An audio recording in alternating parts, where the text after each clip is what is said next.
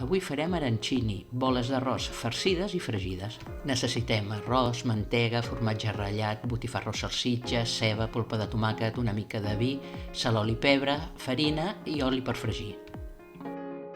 Bullim mig quilo d'arròs en 1,2 litres d'aigua amb una mica de sal i el safrà. Ens ha de quedar espès. Incorporem la mantega i el formatge ratllat i remenem bé. Aboquem l'arròs en una safata gran. Aplanem i ho cobrim amb un film. Ho deixem refredar bé, mínim 2 hores. Mentrestant, ratllem una ceba i la sofregim uns minuts en una paella amb una mica d'oli. Afegim la salsitxa o la carn picada i ho fem saltar a foc viu. Incorporem el vi i el deixem evaporar. Incorporem el tomàquet i el fem coure a foc suau tapat uns 20 minuts. Rectifiquem de sal i pebre. Ha de quedar ben espès. Per fer aquestes boles és convenient tenir un bol amb aigua per humitejar les mans.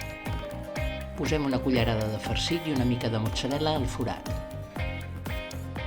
Tanquem la pilota amb una mica més d'arròs i li donem forma. Sortiran uns 15 arancini. En un bol barregem 200 grams de farina tamigrada, un polsim de sal i 300 mil·lílitres d'aigua. No ha de quedar cap grumoll.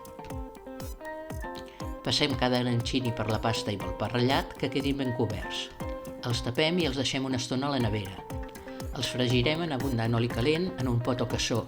Han de quedar ben coberts d'oli. Quan estiguin ben daurats els posem sobre un paper absorbent.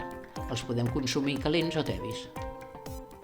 Donen una mica de feina però queden boníssims. Espero que us agradi la recepta i la compartiu. Fins aviat!